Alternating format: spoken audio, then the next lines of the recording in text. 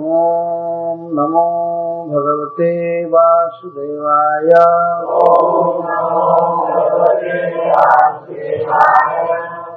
अध्याय 2 है। श्री नारद उवाच भ्रातर्येवं विनिहते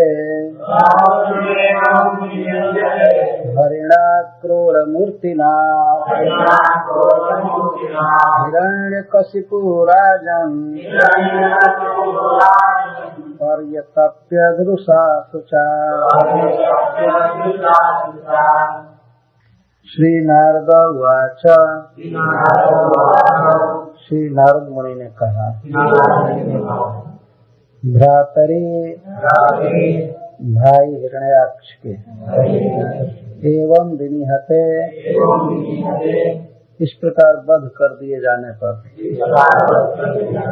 हरिणा हरि के द्वारा क्रूर मूर्तिना बारह रूपधारी के द्वारा हिरण्यकशिपु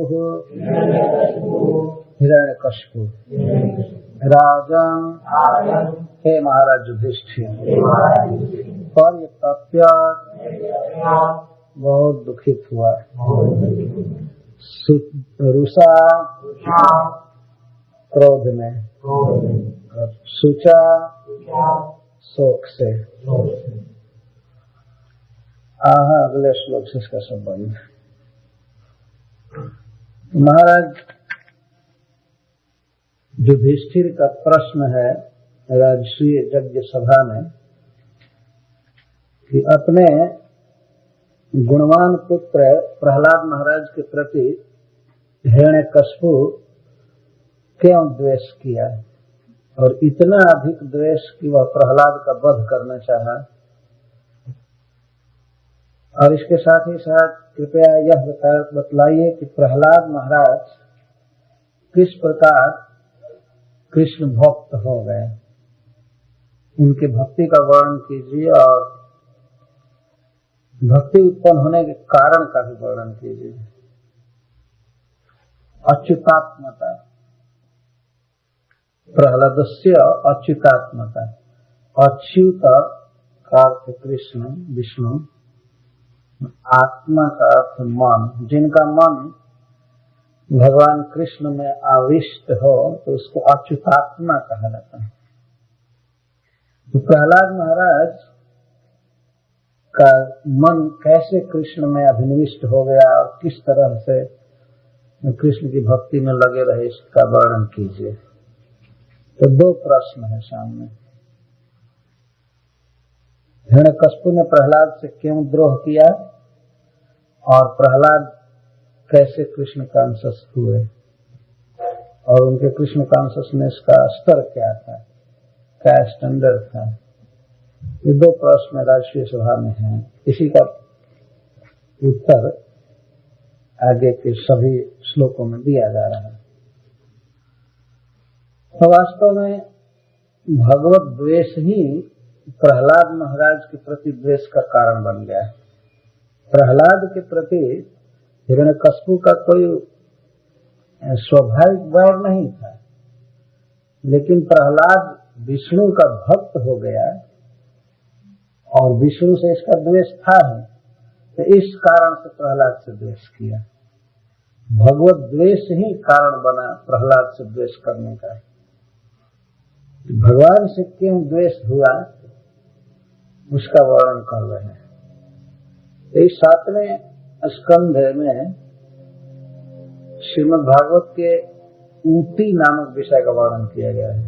श्रीमद् भागवत में 10 विषयों का वर्णन है। अत्र सर्गो विसर्गश्च स्थानम पोषणमुतयः मन्वन्तरेशानुकथा निरोधो मुक्तिराश्रय। 10 विषयों का वर्णन किया गया है। सर्ग, विसर्ग, अत्र सर्गो विसर्गश्च, अत्र सर्गो विसर्गश्च और ऊती, मन्वंतर, ईशानु कथा और निरोध, मुक्ति, आश्रय। इस प्रकार से इसमें वर्णन है। तो ऊटी एक विषय है, उपयः कर्म वासना। ऊटी का अर्थ होता है कर्म वासना। यह वासना जीव के हृदय में दो प्रकार की होती है, एक शुभ वासना, एक अशुभ वासना।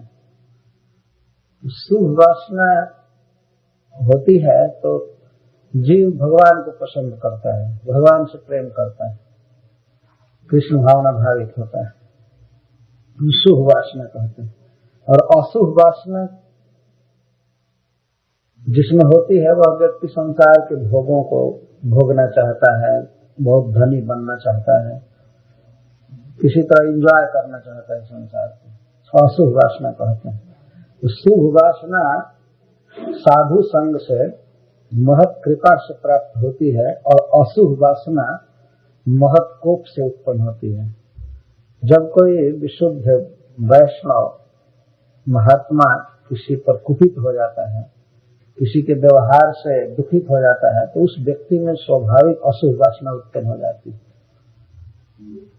अपने आप। और किसी के प्रति यदि कोई साधु प्रसन्न हो, सच्चा शुद्ध वैष्णव प्रसन्न हो, तो उसमें अपने आप भगवान की भक्ति उत्पन्न हो जाती है, शुभ वासना। तो इस प्रसंग में दिखाया गया है कि भगवान के धाम में रहने वाले भगवत पार्षदों में भी अशुभ वासना उत्पन्न हो गई, क्योंकि उनके व्यवहार से कुछ महात्मा कुपित हो गए, शंकादिक का हृदय दुख गया। वास्तव में भगवत दर्शन की लालसा से वे गए थे और भगवान के दर्शन में जब बाधा पड़ी तो उनका हृदय दुखित हो गया और उस दुखित हृदय से उन लोगों ने श्राप दे दिया। तो भगवान के पास रहने वाले पार्षदों में भी अशुभ वासना उत्पन्न हो गई, भगवान से द्रोह हो गया और संसार के भोगों के प्रति आसक्ति हो गई। ये दिखाया गया किस तरह से महत कूप से, महात्माओं के क्रोध से किसी भी महान से महान व्यक्ति में सांसारिक वासना उत्पन्न हो सकती है। और ठीक इसके विपरीत दिखाई है कि भगवान के भक्त की कृपा से, महात्मा की कृपा से किसी भी व्यक्ति में शुभ वासना उत्पन्न हो सकती है। जैसे प्रहलाद महाराज, प्रहलाद महाराज असुर वंश में जन्म लिए थे, कोई अच्छा समाज नहीं था, लेकिन जैसे तैसे भी नारद मुनि की कृपा हो गई प्रहलाद महाराज, नारद जी प्रसन्न हुए उन पर, जबकि उस समय गर्भ में थे प्रहलाद महाराज। तो नारद मुनि की प्रसन्नता से असुर समाज में रहने पर भी प्रहलाद में शुभ वासना उत्पन्न हुई, भगवत भक्ति वासना, भगवान से प्रेम करने की लालसा, इसको शुभ वासना कहते हैं। तो इन दो वासनाओं का वर्णन इस 7वें स्कंध में किया जा रहा है। हिरण्यकशिपु अशुभ वासना का दृष्टांत है, किस तरह उसमें अजर अमर होने की वासना है, स्वर्ग पूरा दखल करने की, कभी मरने की नहीं, और भगवान से द्रोह। तो आजकल के जो बड़े बड़े वैज्ञानिक वगैरह हैं, इनमें भी इस प्रकार की बहुत अशुभ वासना है। वो सोचते हैं हम बहुत अधिक दिन जी जाए, बहुत काल तक संसार के भोगों को भोगते रहें। वो स्वाभाविक मृत्यु को स्वीकार नहीं करना चाहते हैं। ऐसे तो मरना पड़ेगा ही, मरना पड़ता है, लेकिन ऐसे अपनी इच्छा नहीं होती है, ठीक है इतना दिन जी लिया, भोग लिया, और लोग मरते हैं तो हम भी मर रहे, कोई बात नहीं, ऐसी इच्छा नहीं होती, और बस मर जाते हैं। तो हिरण्यकशिपु इसी तरह का था, उसने तो ब्रह्मा जी से भी बाउंड लिखवाया था कि आप ऐसा करो कि मैं मरूं नहीं, और न तो किसी युद्ध में परास्त हूं, और न मेरी इंद्रियों की शक्ति कभी छीन हो। ब्रह्मा जी ने वैसा वर भी दिया। यह अशुभ वासना है। और शुभ वासना है कि एक सम्राट का बेटा होकर भी प्रहलाद महाराज की भोगों में तनिक भी रुचि नहीं थी। हिरण्यकशिपु बहुत डांटता था प्रहलाद महाराज को, कहता था तुम हतभाग्य हो, मेरे बाद मैं तो ये सोचता था कि तुम उत्तराधिकारी बनोगे, मेरा सक्सेसर बनोगे इस पूरे विश्व का राज्य भोगोगे, लेकिन तुम्हारे कर्म में भाग में लिखा था कि तुम अपने बाप के हाथ से मारे जाओगे। ना है कहीं इस तरह विष्णु की भक्ति करने चल दिया। भोग कहाँ से मिलेगा, तुम जी भी नहीं सकते हो। इतना धमकी देता था, ये कहता था, फिर भी प्रहलाद की भोगों में रुचि नहीं हुई। नहीं तो समर्पण कर देते पिताजी को, ठीक है पिताजी आप हमको राज्य दीजिए, मैं आपका आज्ञाकारी हूँ, आज से हरे कृष्ण की माला नहीं जपूंगा। खत्म हुआ। प्रहलाद को कितनी भी यातना दिया, कुछ भी किया, लेकिन उनकी कृष्ण भक्ति में कभी भी कमी नहीं आई, छेड़ नहीं हुई, और न उन्हें भय हुआ। यदि भय होता तो अपने स्कूल के लड़कों को क्यों कृष्ण कॉन्शियस बना। बहुत बड़े निर्भय व्यक्ति थे और भगवान की भक्ति से पूर्ण थे। इसको सद्वासना कहा, शुभ वासना। इन दोनों को दिखाया गया है। इस स्कंध का सार क्या है? सार यही है कि सब तरह से विशुद्ध वैष्णव के अनुग्रह की कामना करनी चाहिए मनुष्य को। उसे चाहिए कि ऐसा प्रयास करके, व्यवहार करके वैष्णव की कृपा हम पर हो जाए। कृपा होते ही शुभ वासना अपने आप बढ़ जाती है, भगवान की तरफ मन लगने धावित होता है। यही इसका सार है कि सत्संग की प्रार्थना करनी चाहिए आदमी को, पूरा प्रयास करके और संतों का संग करना चाहिए। हाँ, तो इस प्रश्न का उत्तर दे रहे हैं नारद मुनि। हिरण्यकशिपु अपने गुणवान पुत्र से क्यों द्रोह किया, पहले इस प्रश्न का उत्तर। नारद जी कहते हैं, भ्रातरी एवं विनिहते हरिणा क्रूर मूर्तिना हिरण्यकशिपु राजन पर तपेदुषा सूचा।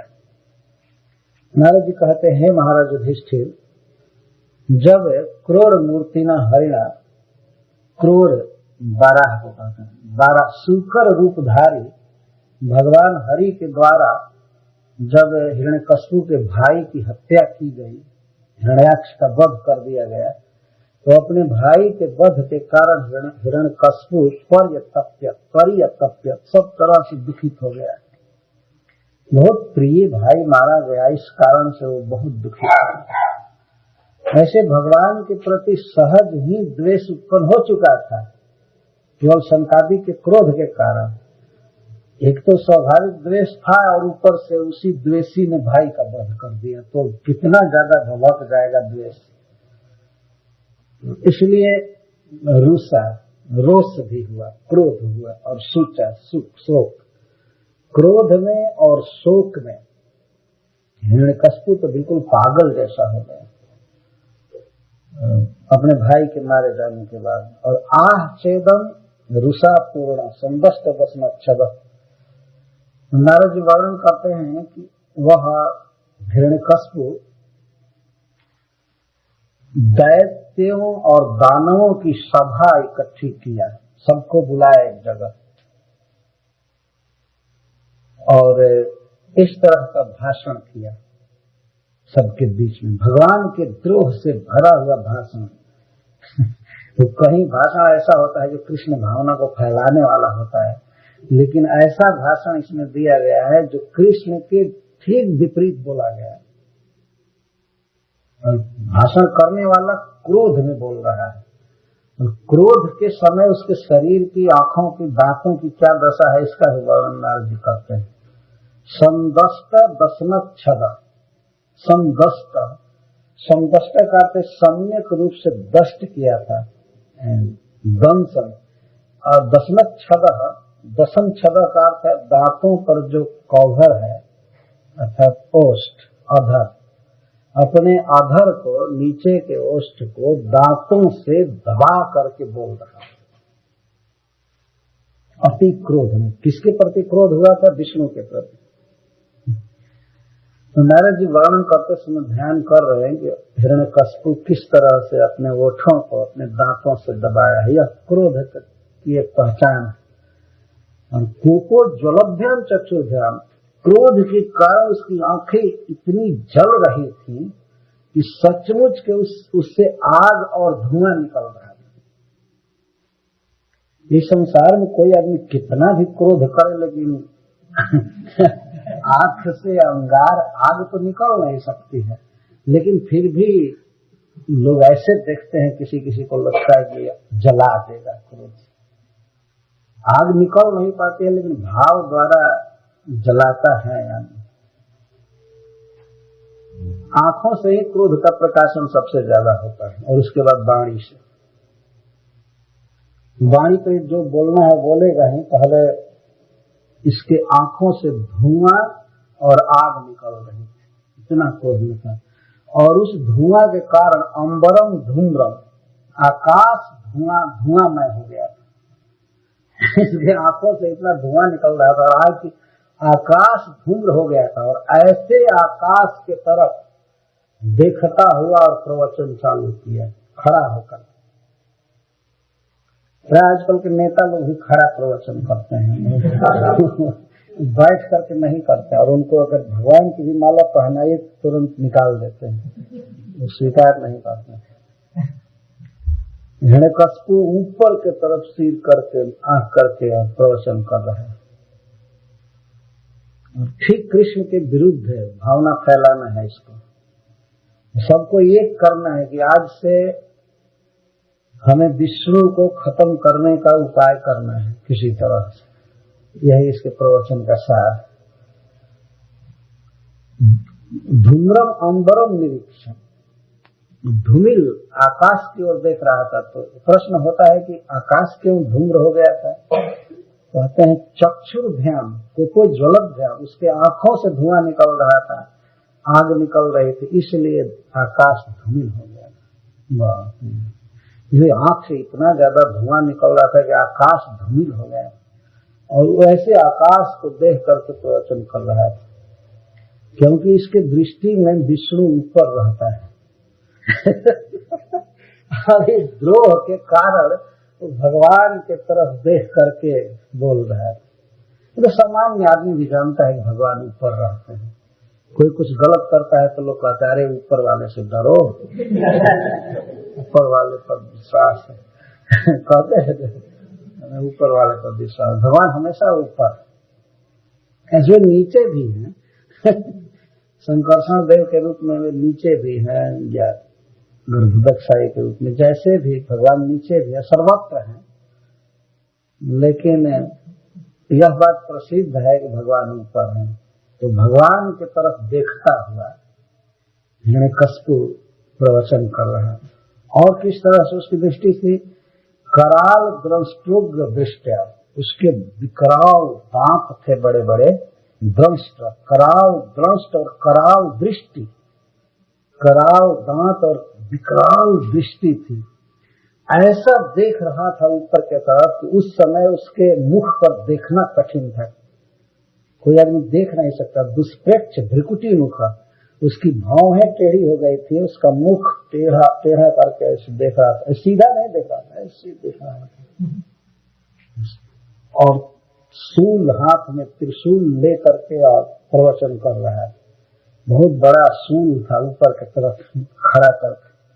शूलम उद्यम्य, शूल को ऊपर करके सदस्य उस सभा में दानवान इदम अब्रवीत, दानवों से इस प्रकार बोला। यह देखिए इसका पोस्चर है, ये स्टाइल है। बोलने का पूरा क्रोध बोल रहा है। संबोधन किया पहले, जातिवाचक संबोधन। भो भो दानव दैतेय, हे दानव और हे दैतेय। दनु एक स्त्री का नाम था जो कश्यप जी की पत्नी थी, और दीति भी एक स्त्री का नाम था। तो दनु से जो लोग उत्पन्न हुए उनको दानव कहते हैं, और दीति से जो लोग उत्पन्न हुए उनको दैत्य या दैत्य कहते हैं। तो मतलब अपने वंश के लोगों को संबोधित कर रहा है। खुद ये भी दैत्य है, ये दीति का पुत्र है हिरण्यकश्यप।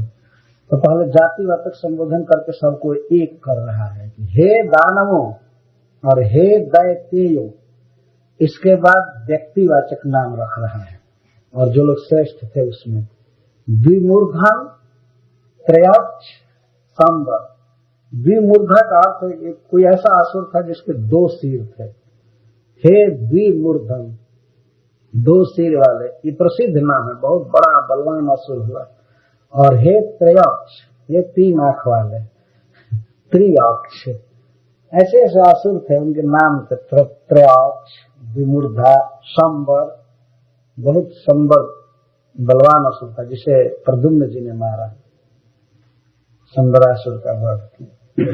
बाद में शतबाहु, हे सैकड़ों हाथ वाले, हे शतबाहु, हे हयग्रीव, हे नमुची, हे पाक, हे इलवल, हे विप्रचित्ति, ये प्रधान लोगों का नाम रख। मम बचह पुलोमन शकुना गया, हे पुलोमा, हे शकुन आदि, मम वचः श्रृणुत, मेरे वचन को सुनो, और अनंतरम, और सुनते मात्र ही सर्वे क्रियता आसु माचिरम, मेरे वचन को ध्यान से सुनो और सुनते ही उसको पूरा करना है। मैं आदेश दे रहा हूं, सुनो और उसे पूरा करो, वो भी आशु, शीघ्र, माचिरम, देर मत करना। दोनों बात कह रहा है, जल्दी करो, देर मत करो। मैं जो आज्ञा दे रहा हूं उसको सुनो और तत्काल पूरा करो। ठीक है, सब लोग सुनने लगे सभा में ध्यान से। हिरण्यकश्यप का प्रवचन हो रहा है, इस तरह क्रोध में खड़ा होकर ऊपर देखता हुआ प्रवचन कर रहा है। शपथ नहीं घाततः क्षुद्र भ्राता में दहितः सुहित। आप सबको मालूम है कि शपथ नहीं, मेरे शत्रुओं के द्वारा, क्षुद्र मतलब कम शक्ति वाले देवताओं के द्वारा मेरा प्रिय और मेरा हितकारी भाई मरवा दिया गया। किसके पर मरवा दिया गया? पार्श्वी ग्राहीण हरिणा समेना पितधाम ने, पार्श्वी ग्राहीण उनका पक्ष लिया विष्णु ने, हरि ने, और हरि के द्वारा इन देवताओं ने मेरे भाई का वध करवा दिया। तो उन्होंने पूछा हरि ऐसा कैसे करने लगे, वो तो सम है। एक कहता है समेना अपि उपधाव ने, विष्णु वास्तव में सम है, वो दैत्यों को और देवताओं को एक दृष्टि से देखता था, लेकिन उपधाव नहीं।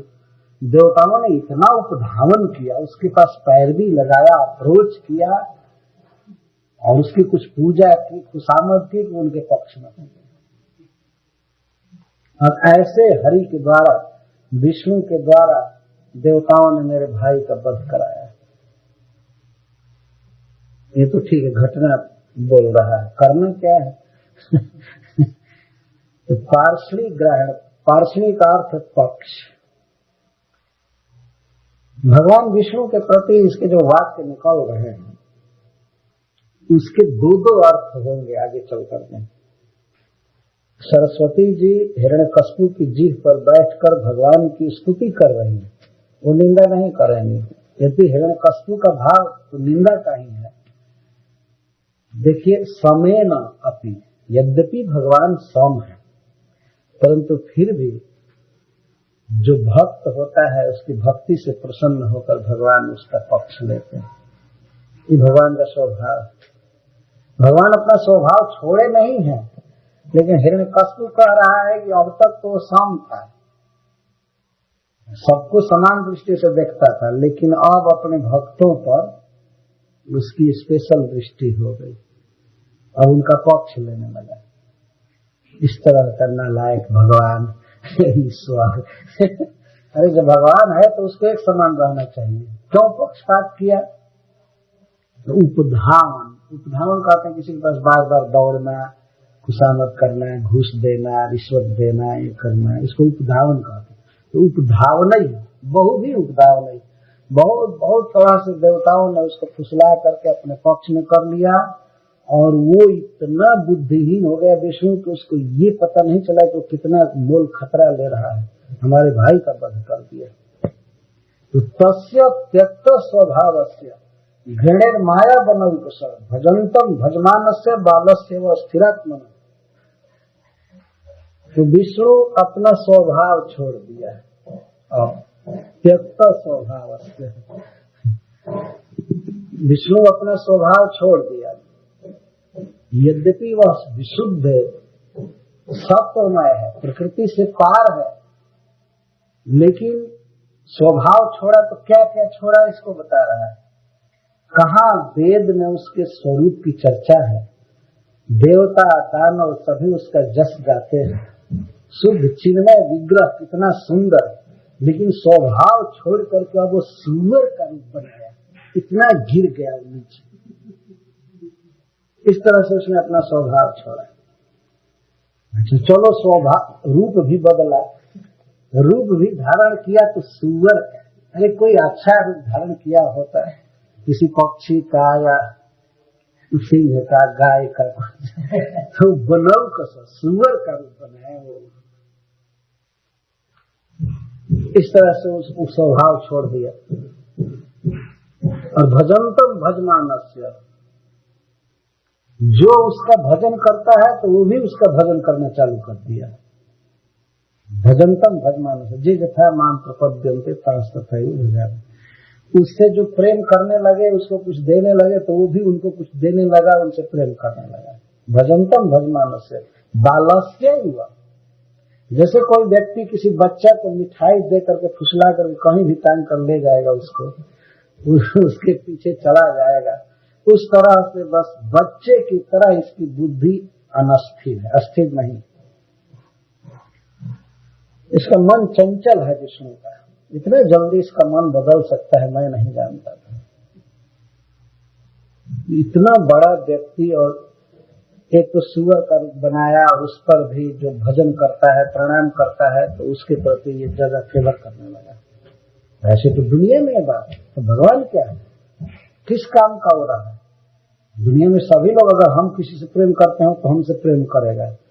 अपना स्वभाव एक रखना चाहिए ना, चाहे कोई प्रेम करे चाहे कुछ भी करे, तटस्थ है तो तटस्थ है। इसके कहने का आशय ये है, सभा में सूल उठा करके विष्णु तत्व पर प्रवचन कर रहा है, और इसके दृष्टि में विष्णु बिल्कुल स्वभाव बदल चुका, अब वो अपनी वास्तविक स्थिति में नहीं है। त्यक्त स्वभाव का अर्थ है, स्वभाव का अर्थ संस्कृत में वासना होता है, तो भगवान में कोई वासना नहीं है, कोई कामना नहीं है। सरस्वती जी यह अर्थ कर रही है। और घृणी का अर्थ होता है स्नेहवान, तो स्नेह से भरा हुआ है सभी जीवों के प्रति। माया बनव कसम, अपने योग माया से शुकर का रूप बनाया है, मतलब वो शुकर का रूप भी दिव्य है, लौकिक नहीं है। भजनतम भजमान से तो ठीक ही है, भगवान का जो भजन करते हैं उनका वो भी भजन करते हैं। बालस्य युवा अस्थिर आत्मा, वे बच्चे की तरह है। बच्चे की तरह क्या है? भगवान स्वामी बच्चा है, बाल गोपाल है। बच्चे की तरह है। अस्थिर आत्मा, भगवान का मन अस्थिर नहीं है। अस्थिर नहीं का मतलब कभी कृपा से भर जाते हैं कि कोई भजन किया तो भगवान उसके प्रति कृपा करेंगे। ऐसा नहीं कि बिल्कुल पत्थर की तरह ही रह जाए, पिघले न। भगवान का मन भक्ति से पिघलता है।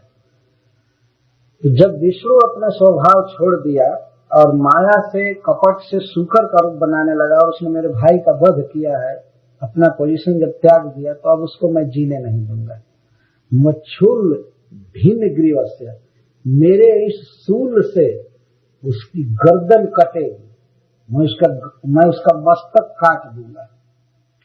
और मस्तक कटेगा तो आज तक जो उसके भक्तों ने उसको भोग लगाया, खिलाया पिलाया है, उसमें बहुत रक्त बना है, तो भूरिणा रुधिरेण भाई, उसके देह से पर्याप्त मात्रा में रुधिर निकलेगा, खून निकलेगा। और मेरा भाई खून बहुत पसंद करता था, तो विष्णु का खून निकलेगा, उसी खून से अपने भाई का तर्पण करूंगा। जल से तर्पण नहीं करूंगा, क्योंकि जल देने से हमारा भाई तृप्त नहीं होगा। कुछ ऐसे राक्षस होते हैं जिनको मांस और खून मिलने पर तब वो तृप्त होंगे, जैसे पानी और फल और अन्न से तृप्त नहीं होते हैं। ये कह रहा है कि मेरा भाई रुधिर प्रियम, मेरा भाई रुधिर प्रिय है। इसका अर्थ है कि हृदयाक्ष ये सब ऑरेंज जूस वगैरह नहीं पीता था, वो डायरेक्ट खून पीता था, गाय का चाहे आदमी का चाहे जैसे भी। ये कह रहा है कि अस्त्रिक प्रियम तर्पेश्य, अस्त्रिक प्रियम या रुधिर प्रियम, मैं अपने भाई का तर्पण करूंगा विष्णु के खून से, रक्त से, क्योंकि मेरा भाई रक्त बहुत पसंद करता है। जो अतिशय तमोगुणी और पापी लोग होते हैं उनको खून और मांस बहुत पसंद होता है, जिन्हें मांस को तो खा ही नहीं सकते, किसी न किसी रूप में उनको मांस रोज चाहिए। ये राक्षसों का स्वभाव है वास्तव में। और खून, तो मेरा भाई खून पसंद करता था, तो भाई का तर्पण इससे भ्रातरम, मैं अपने भाई को तृप्त करूंगा विष्णु के रुधिर से, खून से। तो यहाँ सारस्वत अर्थ है मत्सूल भिन्न ग्रीव से, मेरा सूल, मेरे सूल से जिसकी ग्रीवा गर्दन भिन्न रहेगी, मतलब टच नहीं कर पाएगा मेरा सूल अलग रहेगा। सरस्वती जी अर्थ बाकी और तो जो कुछ भी है। तो इस तरह से कह रहा है कि मैं विष्णु को मारूंगा। तो लोगों ने कहा कि विष्णु को मारने से क्या फायदा होगा? तस्मिन कूटे अहिते नष्टे कृत मूले वनस्पति विटपा वसुष्यंती विष्णु प्राणादिवक्ष। विष्णु जो है हम लोगों का अहित है और कूट है। कूट का मतलब वह बहुत छिप करके रहता है, पता नहीं चलता है कहाँ रहता है।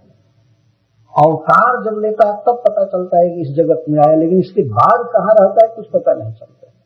वैकुंठ का तो पता है नहीं उसको। तो कूटे, चाहे उसकी जो नीतियां हैं, कूटनीतियां हैं, कब क्या करेगा कुछ पता नहीं चलता। और वही हम लोगों का सबसे बड़ा अहित है।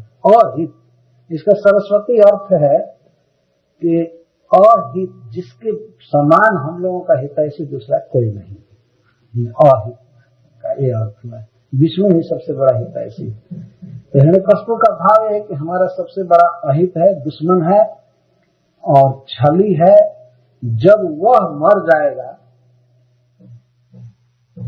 तो देवता तो वैसे ही सुख जाएंगे जैसे कृत मूल वनस्पति, किसी वनस्पति का, किसी वृक्ष का मूल काट दिया जाए तो विटपा वसुष्यंती, उसकी शाखाएं जैसे सूख जाती हैं, वैसे देवता तो अपने आप सूख कर खत्म हो जाएंगे। विष्णु ही मूल है, विष्णु प्राणादिवक्ष। हिरण्यकश्यप कुछ भी बोल रहा है लेकिन वास्तव में बहुत ऊंची बात बोल रहा है। कहता है देवता सब क्या है? विष्णु प्राण है, विष्णु ही इनका प्राण है। एक राक्षस, एक असुर होकर के इतना फर्स्ट क्लास की फिलॉसफी बोल रहा है, लेकिन आजकल के धार्मिक कहलाने वाले लोग इस बात पर नहीं बोल सकते कि विष्णु ही समस्त देवताओं के मूल है, बस इन पर सब टिके हुए। और विष्णु समाप्त हुआ तो ये वैसे ही समाप्त हो जाएंगे जैसे वृक्ष का मूल खत्म हो जाने पर शाखाएं सूख कर खत्म हो जाए। द्रोह में बोल रहा है लेकिन भगवान की महिमा बोल रहा है। आजकल तो तथाकथित प्रवचन करने वाले लोग भी कहते हैं सब देवता एक समान है, चाहे विष्णु कहो, चाहे शिव जी कहो, चाहे ब्रह्मा जी कहो, कुछ भी जो मानो वही सबसे श्रेष्ठ है।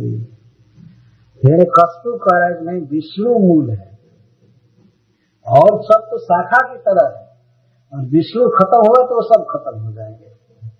इसलिए सबको खत्म करने के लिए विष्णु को खत्म करना है, यही मूल है। और देवताओं की विशेषता बता रहे हैं, विष्णु प्राणा दिवौकस। दिवम ओकस, ओक का होता है निवास, स्वर्ग जिनका निवास है उनको दिवौकस कहेंगे, वन जिनका निवास उनको बनौकस कहते हैं, जल जिनका निवास उनको जलौकस कहते हैं। तो स्वर्ग जिनका निवास है वे देवता विष्णु प्राण है, मतलब विष्णु ही उनका प्राण है। ये देवताओं की बहुत बड़ी प्रशंसा हुई है। विष्णु जिसका प्राण है, कितना भाग्यवान व्यक्ति है, महान। तो देवताओं के प्राण भगवान विष्णु है, वही मूल है। अगर वह मर जाता है तब तो सारा काम बन जाएगा, इसीलिए मारो उसको, तो देवता तो अपने आप समाप्त हो जाएंगे। तभी प्रश्न होगा कि विष्णु को मारा कैसे जाएगा, कहाँ है, कैसे मारोगे? यह कहता है कि विष्णु को पर्सनल मारने की जिम्मेदारी तो मुझ पर है, लेकिन विष्णु का आवास जहाँ जहाँ है वो मैं आवास स्थान बता रहा हूँ, उन स्थानों को और उन लोगों को तुम लोग मारो। तावद जात भुवन जूयम, तुम लोग पृथ्वी पर जाओ पृथ्वी पर, और जहां भी ब्राह्मण और क्षत्रिय हैं, रहते हैं, वर्ण और आश्रम के धर्म का पालन करने वाले, उन स्थानों पर जाओ, और उन स्थानों पर जाकर जो लोग तप, यज्ञ, वेद का स्वाध्याय, एकादशी व्रत आदि करने वाले लोग हैं, और दान देने वाले लोग हैं, उन सबको मारो।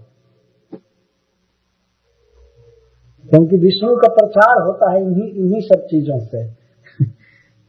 तप, यज्ञ, स्वाध्याय, व्रत, दान। जो लोग तप करने वाले हैं, मतलब स्वधर्म का आचरण करते हैं, उनको मारो, और यज्ञ करने वालों को मारो। यज्ञ मतलब भगवान की पूजा भजन जो करने वाले हैं उनको मारो। स्वाध्याय, जो वेद पढ़ने वाले पढ़ाने वाले हैं, एकादशी व्रत आदि करने वाले, और दान देने वाले, जो विष्णु के लिए दान देते हैं, उनको पता लगा करके लिस्ट बनाओ और सबके कत्ल करो, कौन कौन लोग दान दे रहे हैं मंदिर में। वास्तव में ये दान दे दे करके लोग कृष्ण भावना का प्रचार करते रहते हैं। इसलिए हिरण्यकशिपु आदेश निकाल रहा है कि पता लगाओ कौन कौन लोग दान कर रहे हैं, कौन यज्ञ कर रहे हैं, व्रत कर रहे हैं, तप, यज्ञ, इन सब को मारो। विष्णु द्विज क्रिया मूल। अब उन लोगों ने पूछा कि तो उन लोगों को मारने से क्या लाभ होगा सरकार? हिरण्यकशिपु कहता है एनी हाउ विष्णु को कमजोर करना है, विष्णु को मारना है। विष्णु द्विज क्रिया मूल, ब्राह्मण जो क्रिया करते हैं, 2 बार दीक्षा ले करते हैं, उपनयन संस्कार जो प्राप्त करते हैं उनको द्विज कहते हैं। तो द्विज जो वैदिक क्रिया करते हैं, भक्ति करते हैं, वो भक्ति ही तो विष्णु का मूल है। विष्णु को बताए देवताओं का मूल है, और विष्णु का मूल क्या है? ऐसा भक्ति करना है, भक्ति, यज्ञ, याग आदि करना, यही विष्णु का मूल है। विष्णु इसी पर तो टिका हुआ है, क्योंकि वो स्वयं ही यज्ञ है, धर्ममय है।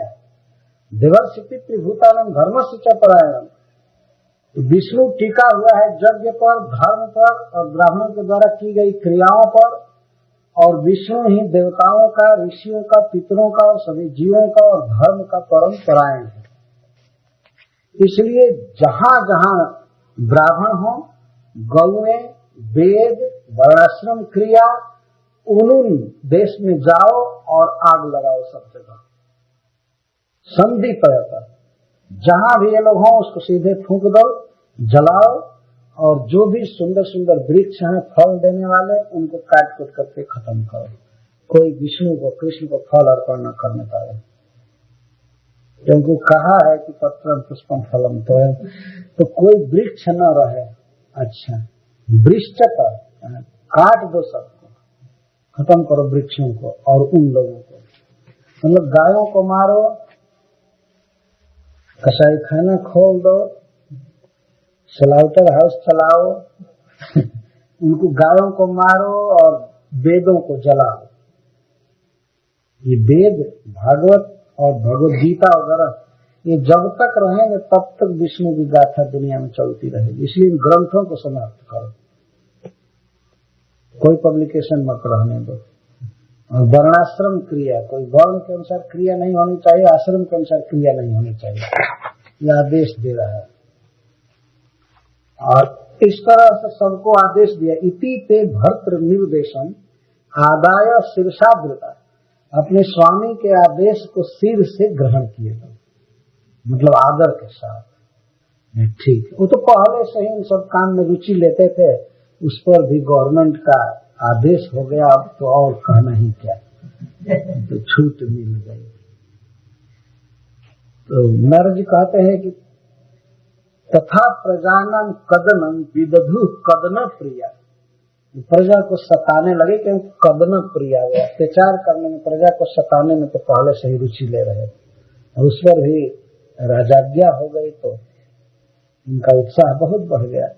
फिर गए और पूरा ग्राम ब्रजोद्यान क्षेत्रा रामाश्रमा कराम खेत खरवट घोषण से ददहु पत्तनानी, गए जहां जहां आग लगाने के लिए कहा था, सब देशों को जाकर फूकने लगे, आग लगा दी, जलाने लगे। किन किन को? तुर। तुर कहते हैं उस बड़े गांव को, टाउन को, जिसमें बाजार होते हैं, दुकानें होती हैं, और जिसमें दुकानें नहीं होती है उसको ग्राम कहते हैं। गांव, तुर और गांव में यह होता है, तुर और ग्राम। और ब्रज, ब्रज का अर्थ है गौओं के रहने के स्थान, और उद्यान, उद्यान का अर्थ है कृत्रिम वृक्षारोपण, जो वृक्ष लगाए जाते हैं मनुष्यों द्वारा, उसको उद्यान कहते हैं। और क्षेत्र, क्षेत्र का अर्थ है फसलों से, अन्न से भरे हुए सब क्षेत्र। लगभग वो पक गए होंगे और उसको पूरा जला दिया गया। लोग खेती किए होंगे खाने पीने के लिए, लेकिन उसको जला दिया। और आराम, आराम कहते हैं जो प्रकृति के द्वारा वृक्ष लगाए जाते हैं। और आश्रम, आश्रम का अर्थ है ऋषियों के आश्रम, जैसे मंदिर है, इसे पता लगा लगा करके फूंक फाक दिए, ये सब जला दिए। और आकर, रत्नों की खानों को बर्बाद कर दिए। खेत, पर्वत प्रांत में रहने वाले किसानों की बस्तियां, और खरवट, पर्वत प्रांत में रहने वाले, और घोष, गोपों की बस्ती, सब जगह आग लगा दी।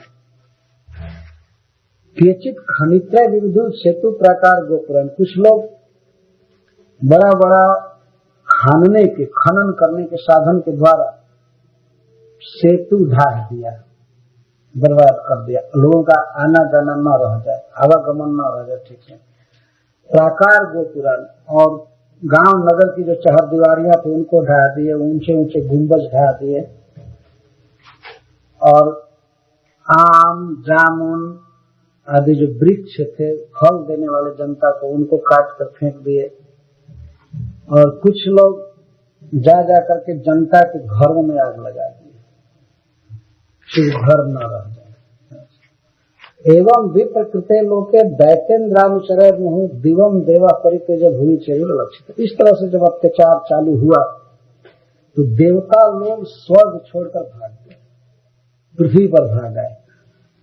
अभी अत्याचार पृथ्वी पर हो रहा था, लेकिन देवताओं को भय हो गया कि अब स्वर्ग में सब पहुंचेंगे, और इसीलिए स्वर्ग छोड़कर खाली करके और अलक्षित रूप से भेष बदलकर देवता सब पृथ्वी पर आ गए। अब यज्ञ पृथ्वी पर होता नहीं था, इसलिए देवताओं का भोजन भी रुक गया, वेतन रुक गया, सब स्वर्ग में कुछ उनको मिलता नहीं था। तो वे अलक्षित रूप से बड़े दुख में दिन काटने लगे। असुरों के द्वारा क्या क्या कार्य, वो भी अपने को सनातन धर्म ही मानता था, पिंडदान वगैरह करना चाहता था, किया था। हिरण्यकशिपु भ्रातु संपरतस् दुःखितः कृत्वा कटोदकादिनी भातृपुत्रा न शांत। तो उन लोगों को आदेश दे दिया और वो लोग ये काम किए। लेकिन आदेश देने के बाद हिरण्यकशिपु क्या किया कि अपने भाई की काम क्रिया किया, अंत्येष्टि क्रिया किया, उसके लाश को जलाया और जल दिया उसे। जो मरने के बाद जल दिया जाता है उसको कटोदक कहते हैं। कट उदक, कटोदक, या तिलांजलि, तिल लेकर के हाथ में पानी दिया जाता है, ऐसे दिया भाई को। बड़ा दुखी था हिरण्यकशिपु। तो उसके भाई के जो पुत्र थे, हिरण्याक्ष के लड़के थे, बड़े दुखी थे अपने पिता के मारे जाने के कारण, बहुत दुखित थे। तो अपने भतीजों को सांत्वना दे रहा था। अपने भाई की अंत्येष्टि क्रिया करने के बाद वो एक मीटिंग किया परिवार के लोगों को ज्ञान देने के लिए, असुरों को इंगेज किया अत्याचार करने के लिए, और परिवार के लोगों को सांत्वना देने के लिए एक मीटिंग किया। इष्ट गोष्ठी समझिए, एक इष्ट गोष्ठी किया अपने परिवार की। तो उसमें सब लोग भाग लिए। इनके भतीजे, इसके 9 भतीजे थे। हिरण्याक्ष के 9 लड़के थे, उनके 9 के नाम यहाँ दिए जा रहे हैं। शकुनी, सांबर, धृष्टि, भूत संतापन, व्रीग, कालनाग, महानाग, हरिशमश्रु और उत्कच। इन 9 लड़के थे हिरण्याक्ष के। तो इन 9 को संबोधित किया हुआ। शुरू में कहा हे शकुने, हे संबर, हे दृष्टि इत्यादि कहा। अरे बेटा क्यों रो रहे, क्यों रो रहे? उन्होंने कहा क्यों नहीं रोए, पिताजी चले गए, मार दिए गए, इस तरह जवानी में असमय में, क्यों नहीं रोए, बहुत दुख की बात। उन लोगों को सांत्वना दे रहा है। और तन मातरम तेसा मातरम, और उनकी माता को, उसका नाम था रुषा भानु। हिरण्याक्ष की पत्नी का नाम था रुषा भानु। हिरण्याक्ष 9 लड़कों का नाम यहाँ दिया जा रहा है और उसकी पत्नी का। तन मातरम मतलब तेसा मातरम रुषा भानु, और दीपिम च जननी। कोई व्यक्ति जब मार दिया जाता है या मर जाता है तो उसके निकटतम संबंधी तो दुखी होते ही हैं। तो हिरण्याक्ष के कौन कौन संबंधी? 9 लड़के थे, उसकी पत्नी और उसकी माँ दीप्ति। यहाँ नाम सबका दिया जा रहा है। इनको स्पेशल संबोधन दिया हिरण्यकश्यप अपनी माँ को और अपनी अनुज जननी को, अनुज पत्नी को और अपने भतीजों को। सुलक्षाया बहुत मधुर वाणी से बोला। असुरों को जैसे इंगेज किया वैसे इन लोगों को उत्तेजित नहीं किया, इन लोगों का शोक दूर कर रहा था। अब गीता का उपदेश चालू करेगा। देखिए हिरण्यकश्यप बहुत दक्ष व्यक्ति था, देश कालज्ञ, किस देश में, किस स्थान में और किस समय में क्या कहना चाहिए, क्या करना चाहिए, इसका एक ज्ञाता था। सब समय एक ही भाषा नहीं बोलनी चाहिए, एक ही कार्य नहीं करना चाहिए। देश कालज्ञ। काल क्या था वो कि भाई की मृत्यु हो गई, परिवार पूरा दुखी था, तो परिवार को सांत्वना देना है। सुलक्षाया गिरा, बहुत मधुर वाणी से इस प्रकार से वह बोला, संबोधन कर रहा है अपने परिवार को सांत्वना देने के लिए। हिरण्यकश्यपु उवाच, श्री हिरण्यकश्यप उवाच, हिरण्यकश्यप ने कहा अम्बाम्बहे बधु पुत्रा वीरम मारहत सोचितुम। अम्ब 2 बार अपने माँ के लिए संबोधन कर रहा है, दीपी के लिए। माँ और हे बधु मतलब हे हमारे भाई की पत्नी, और हे पुत्रों भतीजों के लिए कह रहा है। 3 को संबोधन दे रहा है। हे माँ को 2 बार कहा, हे माँ तो 2 बार कह रहा है। इसका मतलब वो सबसे ज्यादा रो रही थी। बेटा मारा गया था तो बार बार रो रही थी, तो उसको 2 बार संबोधन किया। हे माँ, हे अनुज पत्नी और हे पुत्रों, वीरम सोचितु मारा था। तुम लोग क्यों शोक कर रहे हो, किसके लिए? क्या हिरण्याक्ष शोक करने योग्य है? शोक उसके लिए करना चाहिए जिसका जीवन किसी काम का न हो। हमारा भाई शोक करने योग्य नहीं। तो उन्होंने कहा क्यों नहीं शोक करे, वो मर गए, चले गए। तो कहता है रिपो रवि मुखे श्लाघ्य सूराराम वध निप्सिता। अरे जो वीर होते हैं इस संसार में, सूर होते हैं, वो तो चाहते हैं कि उनकी मृत्यु युद्ध भूमि में शत्रु के सामने हो, तो लालसा करते हैं, अभिलाषा करते हैं। तो हिरण्याक्ष कोई कायर की मृत्यु नहीं मरा है, एक वीर की तरह मरा है, और वो भी विश्व विख्यात वीर विष्णु के हाथ से मारा गया है। लड़ करके मरा है, कोई भाग करके मरा होता, चाहे कहीं चोरी में मारा गया होता तो दूसरी बात होती, एक शोक की बात होती। युद्ध में मारा गया है। बध इप्सित, बड़े बड़े वीर कामना करते हैं कि युद्ध में उनकी मृत्यु हो। जिस मरण की लालसा करते हैं बड़े बड़े लोग, वह मरण उसको प्राप्त हुआ है। आखिर तो एक दिन मरना ही है इस संसार में। तो इस प्रकार की प्रशंसनीय मृत्यु वो प्राप्त किया है, तो वो दुख करने योग्य नहीं है। रिपो रभिमुख है, शत्रु के सामने जो वध होता है किसी वीर का, तो श्लाघ्य, वो तो प्रशंसनीय है, सब लोग प्रशंसा करते हैं। इस लोक में कीर्ति होती है और परलोक में स्वर्ग मिलता है, सदगति होती है। भाई मरा है या तुम्हारा बाप मरा है या तुम्हारा बेटा मरा है, तो बहुत अच्छी मृत्यु मरा है, वीरता के साथ मरा है, युद्ध में मरा है। इसलिए चिंता मत करो। शोक दूर करने के कई कई विधाएं वो अपना रहा है। यह तो लौकिक रीति से बोल रहा है।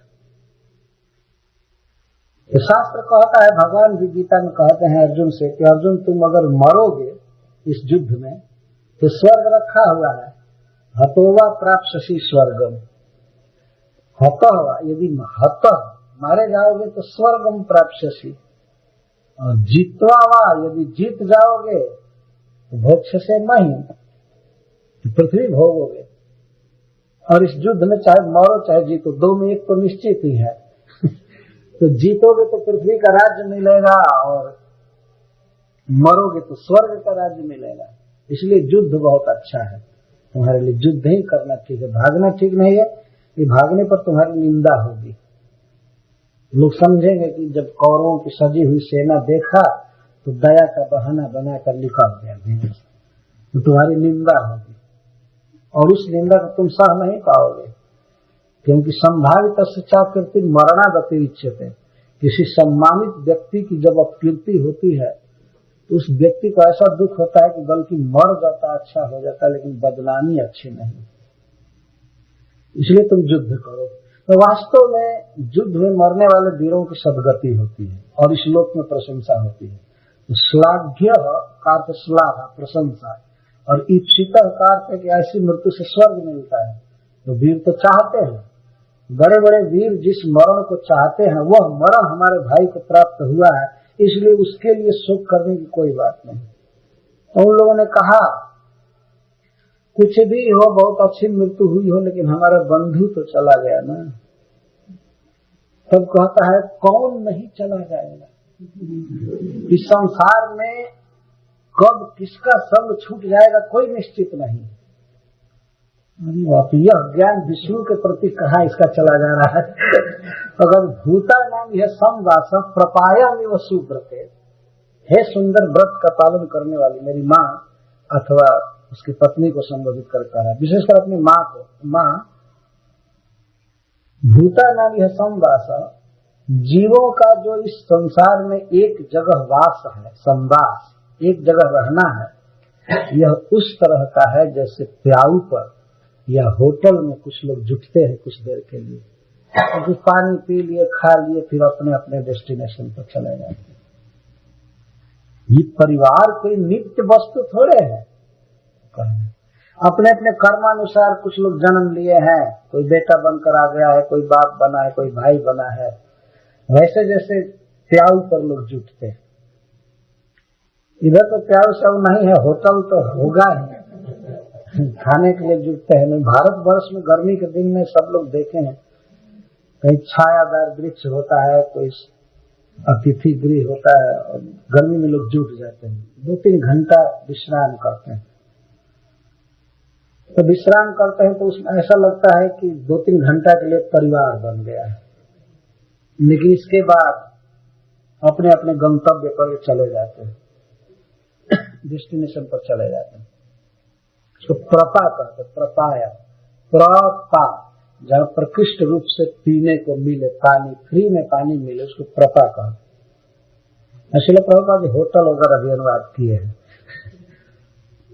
होटल में कहीं आते हैं, रुकते हैं, लेकिन इसके बाद चले जाते हैं। तो भूतानंद जीवों का जो एक साथ निवास है वो प्याऊ पर जुटे हुए लोगों के समान निवास।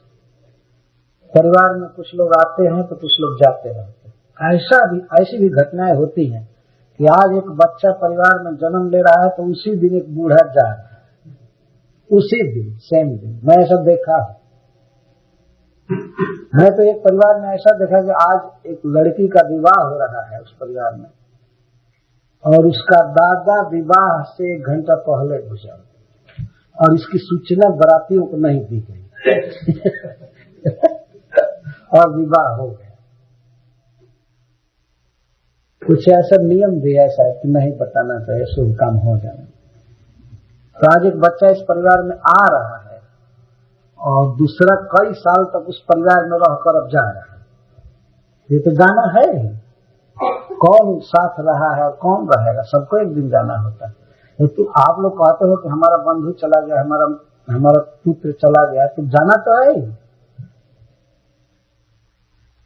भूतानां इह का अर्थ है अस्मिन संसार है। इस संसार में जीवों का एक साथ निवास करना प्रपा पर, प्याऊ पर निवास करने के समान है। दैवेन एकत्र नीतानां, दैवेन एकत्र नीतानां, अपना अपना कर्म फल होता है, वो कर्म फल एक जगह जुटा देता है और फिर स्वकर्म भी अपने अपने कर्मों से ही उन्नीतानां, फिर अलग अलग हो जाते हैं। और तो और एक माँ के उदर में रहने वाले भाई भी वास्तव में एक साथ जन्म नहीं लेते हैं और एक साथ रह नहीं पाते हैं। एक भाई कुछ दिन पेट में रह लेता है तो इसके बाद पेट से बाहर हो जाता है और दूसरे भाई का सीट लगता है। कहे जाते हैं सहोदर, लेकिन जन्म अलग अलग डेट पर होता है और कुछ दिन के बाद वो अलग अलग हो भी जाते हैं। परिवार बनता है, परिवार में बच्चे आते हैं और आते हैं, लेकिन फिर उनमें भी कुछ लोग मरते जाते हैं, कुछ नए जन्म लेते जाते हैं। ये परिवार तो अनादि काल से आ रहा है ना। लेकिन आज देखिए परिवार बहुत काल से चल रहा है, सबका परिवार, लेकिन आते आते अब बच्चा कितना है, अपनी पत्नी और एक दो बच्चे, इतना ही है ना। लेकिन ये चलता रहेगा, फिर पत्नी भी चली जाएगी, वो पुरुष भी चला जाएगा, बच्चे भी बूढ़ा होकर के चले जाएंगे, फिर दूसरे आ जाएंगे, उनका परिवार चलता रहेगा। लेकिन मनुष्य में इतनी अविद्या है, विवेक है कि वर्तमान परिवार को ही वो सोचता है कि यही बिल्कुल अस्थिर समाज है हमारा, यही, इसके पहले हमारा किसी संबंध नहीं था, न बाद में होगा, हमारा बस केवल इन्हीं लोगों से संबंध है। ये मनुष्य सोचता रहता है, मन में बात बसी हुई, और उतने ही लोगों के योगक्षेम को चिंता करता है। दो चार लड़के हैं तो इनके लिए कुछ व्यवस्था कर दूं, अपनी पत्नी के लिए कर दूं, इसके बाद और करना ही क्या है। आदमी सोचता है, इतना करके वो मानता है कि मैं कृतार्थ हो गया, मैं धन्य हो गया। इसके पहले वो विचार नहीं करता कि परिवार अनादि काल से आ रहा है, हमारे कितने पूर्वज काल के गाल में चले गए और आगे कितने बाद में जन्म लेने वाले आएंगे, ये तो चलता रहेगा। तो जैसे हम कहीं चलते हैं, ट्रेन के डिब्बे में बैठे हैं कुछ काल के लिए, उस कंपार्टमेंट में हमारे परिवार जैसे लोग मिल गए, लेकिन फिर स्टेशन पर तो उतरना है। तो उस तरह से मनुष्य को सोचना चाहिए कि हम इस परिवार में हैं, लेकिन ये तो हम थोड़े काल के लिए हैं, हमें तो फिर उतरना है, जाना है, और फिर हमारा बच्चा फिर विवाह करेगा, उसकी पत्नी होगी, फिर उसके किड्स होंगे और फिर उसके किड्स, इस तरह से ये तो चलता रहेगा संसार। हमारे जीवन में जो हमारा लक्ष्य है, भगवान की भक्ति करनी है, वो हमें कर लेना चाहिए। यह उपदेश यद्यपि हिरण्यकश्यप के मुख से है, लेकिन भागवत में क्यों दिया गया है? प्रश्न हो सकता है, भागवत में दिया गया है हम लोगों के लिए। ये तो हिरण्यकश्यप जो बोला सो बोला, उसी समय छोड़ देना चाहिए था। उसके भतीजे सुनते या नहीं सुनते, उसकी माँ सुनती या नहीं सुनती, लेकिन वेदव्यास देव ने इसमें लिखा है, हिरण्यकश्यप का प्रवचन दिया है, क्योंकि वो अभी बहुत अनुभवी व्यक्ति, ज्ञानी था और भगवान का साक्षात पार्षद था। उसकी बातें जो निकल रही है वो उपदेश, और अंत में लिखा गया है कि हिरण्यकश्यप की बातें सुनकर बीपी का शोक दूर हो गया और उसने अपना मन भगवान विष्णु में लगा दिया, उसका चित्त स्वस्थ हो गया। ये हिरण्यकश्यप के प्रवचन का प्रभाव हुआ। तो यह प्रवचन कर रहा है, लोक दृष्टि से बताया। लोक दृष्टि है भाई, लोक में यही देखा गया है कि परिवार एक समान साथ रहता नहीं है। आज 10 आदमी साथ में है, उसी में किसी की मृत्यु हो जाती है या कोई बिछुड़ जाता है अपने कर्मानुसार। कर्म किया, मान लीजिए कोई इंडिया में है और वहाँ एक साथ रह रहा है, भाई है, सब कुछ, लेकिन कोई कुछ विशेष पढ़ लिख गया, कंप्यूटर सीख लिया तो अमेरिका आ गया, तो बिछोह तो होना ही है। अपना अपना कर्म है वास्तव में। ये पढ़ाई लिखाई भी एक कर्म है, उसके अनुसार मनुष्य को इधर उधर जाना पड़ता है। वो जाना ही पड़ेगा। या कोई कोई ऐसे कर्म कर देते हैं, बुरे कर्म, चोरी वगैरह, हत्या, तो उन्हें जेल जाना पड़ता है। कुछ लोग 20-20 साल 10-10 साल जेल में रहते हैं, उनका अपना कर्म है। तो कर्म मनुष्य को एक जगह लाता है और कर्म ही बिछड़ा देता है। तो लोक दृष्टि से शोक का निवारण कर रहा है, अब तत्व दृष्टि से बोल रहा है, अब ज्ञान की बात। फिर कहता है कि मरा कौन, विचार करो, कौन मरा? शरीर मरा ना, आत्मा नित्य है, अजर है, अमर है। हिरण्याक्ष नामक शरीर में जो आत्मा है वो नहीं मरा है।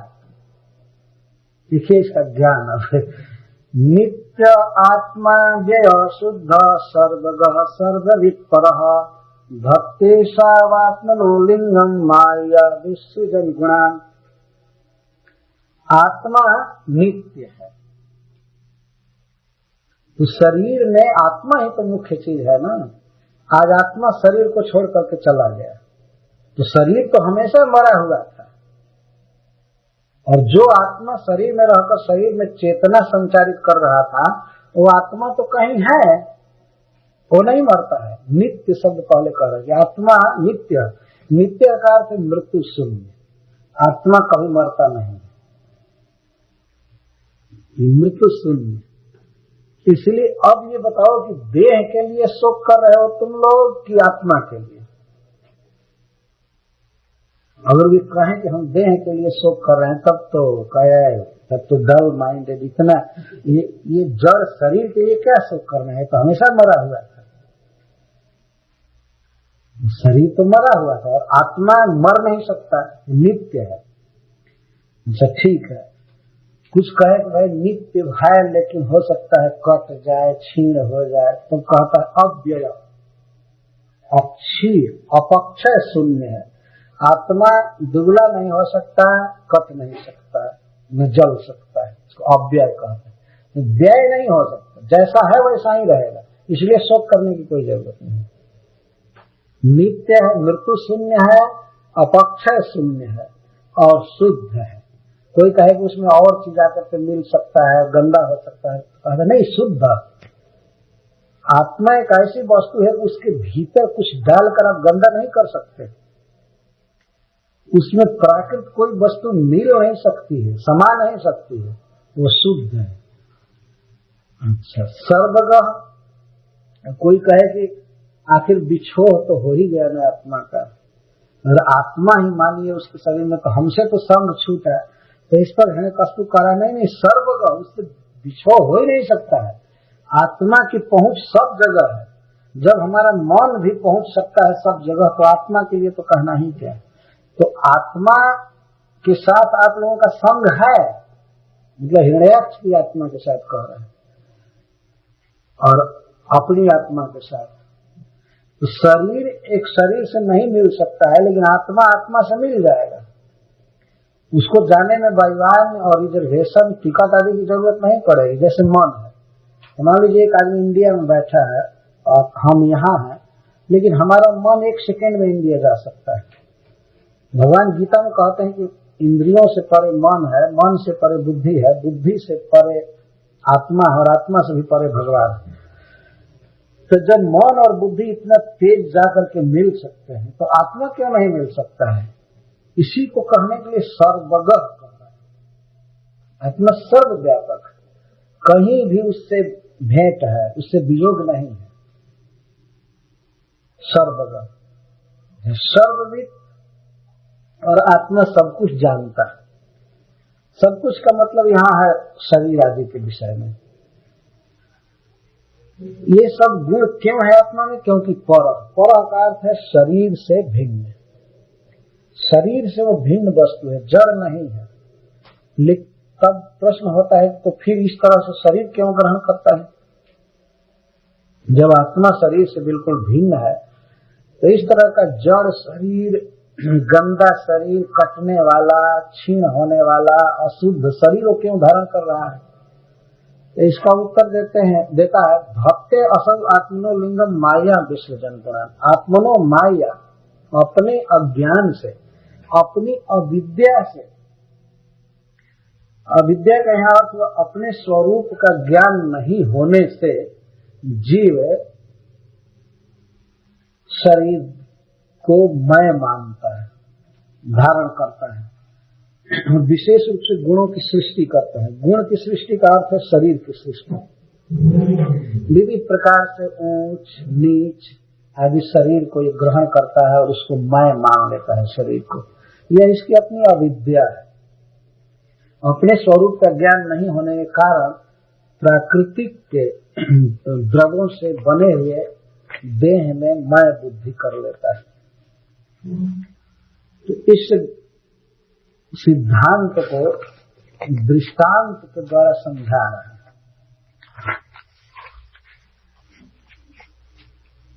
यहाँ दृष्टांत में दो बात कही जाएगी। एक तो यह है कि उपाधि में उपहित का धर्म देखना और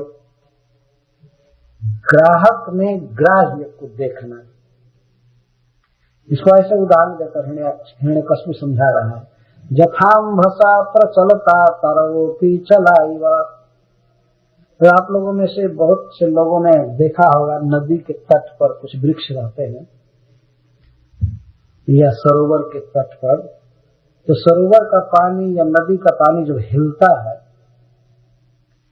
तो प्रतिबिंबित वृक्ष भी देखने में लगते हैं कि वो भी हिल रहे हैं, ऐसा दिखाई पड़ता है। जथा अम्भसा प्रचलता से अम्भ जल प्रचलित हो रहा है हवा के वेग से, तो तरवः अपि चलाइव प्रतीयन्ते विशेष। तो तरवः अपि वृक्ष भी चलाइव कंपित जैसे दिखते हैं। लेकिन जल के भीतर देखते हैं तो वृक्ष कंपित दिखते हैं, लेकिन ऊपर देखते हैं तो वो कांप नहीं रहे हैं, अस्थिर रहते हैं। तो इस शरीर के भीतर, इस मन के भीतर चूंकि आत्मा रह रहा है तो मन के स्वभाव को अपने में ग्रहण कर लेता है। तो कोई भी व्यक्ति इस समय आत्मा का शुद्ध ज्ञान प्राप्त कर नहीं रहा है, शरीर में अवस्थित आत्मा पर विचार करता है तो शरीर के धर्मों को, स्वभावों को आत्मा पर आरोपित कर लेता है। इसको इस तरह से बहुत अच्छी तरह से समझाया है वसुदेव जी ने कंस को कि शरीर के भीतर आत्मा है तो आत्मा के धर्म को हम शरीर पर आरोपित कर लेते हैं कि यह शरीर नित्य है, आनंदमय है। वास्तव में नित्य और आनंदमय आत्मा है, शरीर नहीं है। लेकिन आत्मा के धर्म को शरीर में आरोपित करते हैं और शरीर के धर्म को आत्मा पर आरोपित करते हैं। हम मानते हैं कि आत्मा काला है, आत्मा गोरा है, आत्मा ऐसा है वैसा है, शरीर जैसा है वैसा आत्मा को मान लेते हैं। तो वही बात हिरण्यकश्यप यहाँ कह रहा है कि जैसे कांपते हुए जल में प्रतिबिंबित वृक्ष कांपते हुए दिखाई देते हैं और चक्षुषा भ्रम्यमाण में दृश्य पे चलती होगी, और जैसे चक्षुषा भ्रम्यमाण में जब आंख घूमती है, बच्चे घुमरी परेता खेलते हैं तो आंखों में घूमना छा जाती है, आंखें घूमने लगती है, तो उस घूमती हुई आंखों से भू चलती हुई दृश्य पे यह पृथ्वी भी चलती हुई नजर आती है। लगता है कि पृथ्वी घूम रही है, पहाड़ घूम रहा है, वृक्ष घूम रहा है, लेकिन वास्तव में वो नहीं घूम रहा है। इसी तरह से जीव जो अज्ञान में है, अपने स्वरूप को याद नहीं कर रहा है और शरीर को मैं मान लेता है, तो शरीर पर जो कुछ भी बीतता है तो ऐसा सोचता है कि तो मुझ पर बीत रहा है, मैं ऐसा हूं, मैं मर रहा हूं, मैं बूढ़ा हो रहा हूं, मुझे भूख लगी है, मुझे प्यास लगी है, मुझे ऐसा हो रहा है, मुझे ये हो रहा है। इसको कहते हैं उपाधि के धर्मों को अपने में आरोपित करना। तो एवं गुणैर भ्रम्यमाणे मनस्य विकलः पुमान् जाति तत्समितां भद्रे हि लिंगो लिंगो आनिवा। तो इस प्रकार से हे भद्रे, हे कल्याणी, हे सुव्रत का पालन करने वाली, वास्तव में मन विकृत होता है और मन में प्रतिबिंबित आत्मा है, अतः मनुष्य अपने को ही वैसा मान लेता है कि मैं दुखी हूँ, मैं सुखी हूँ, मैं मोटा हूँ, मैं पतला हूँ इत्यादि। ऐसा आत्म विपर्यास, यही है आत्मा की ठीक विपरीत अवस्था। आत्मा शरीर से भिन्न है, लेकिन शरीर को मैं मान करके जब वो चलता है, व्यवहार करता है, तो यह आत्मा की बिल्कुल उल्टी दशा है, विपरीत दशा है, आत्म विपर्यास। यह लिंगे लिंग भावना। आत्मा इस जड़ शरीर से हीन है, लेकिन इस जड़ शरीर में ही आत्म बुद्धि जीव कर लेता है, तब फिर उसे कई प्रकार के दुख भोगना पड़ता है। ये सब प्रिया प्रिय योगो वियोगो कर्म कह सकते। तो जब शरीर को मैं मानता है तो कुछ चीजों को प्रिय मानता है वह, तो प्रिय से वियोग होता है, और कुछ को अप्रिय मानता है तो अप्रिय का संयोग होता है। तो अप्रिय का संयोग होने पर दुखी होता है और प्रिय का वियोग होने पर दुखी होता है, और विविध कर्म करता है इस शरीर से, और तब संस्कृति विविध गर्भ में प्रवेश करता है। जीव वास्तव में गर्भ में प्रवेश करता है, लेकिन विविध कारण शरीर द्वारा, सूक्ष्म शरीर द्वारा। तो संभवतः फिर जन्म होता है। जन्म तो वास्तव में शरीर का होता है, लेकिन उस शरीर के साथ आत्मा मानता है कि मेरा जन्म हुआ। फिर विनाशश्च, और शरीर का नाश होता है तो अपना नाश मानता है। फिर शोकश्च विविधः स्मृतः, विविध प्रकार का शोक करता है, अविवेक, चिंता, और वास्तविक कर्तव्य क्या है, वास्तविक विवेक क्या है, उसको इसका अनुसंधान नहीं रहता है। तो वास्तविक विवेक क्या है जीवन में? वास्तविक विवेक यह है कि मैं कृष्ण का नित्य दास हूँ और कृष्ण की सेवा करना मेरा स्वरूपगत धर्म है, यही है विवेक। लेकिन हिरण्यकश्यप कह रहा है कि विवेक और स्मृति, अपने विवेक का स्मरण ही नहीं रहता है जीवन को। इस प्राकृतिक जगत में यही स्थिति प्रोमिनेंट है वास्तव में। और जीवों की तो बात छोड़ दीजिए, मनुष्यों में लोगों को पता ही नहीं है कि हम कृष्ण के दास हैं, और कृष्ण की भक्ति करने का तो प्रश्न ही नहीं। इस शरीर में इतना आत्माभिनिवेश है, इस प्रकार की भावना है मैं देह हूँ, इसीलिए अब अपने स्वरूप का अनुसंधान होने का चांस ही नहीं। अब जिस जीव को अपने स्वरूप का ही बोध नहीं है, तो अपना कर्तव्य क्या पालन करेगा? जैसे मान लीजिए कोई व्यक्ति सोया है, सपना देख रहा है, उसको जगाने वाला कोई नहीं है, और मान लीजिए वह शिक्षक है, स्कूल जाने का समय हो गया, लड़कों को पढ़ाने का समय हो गया,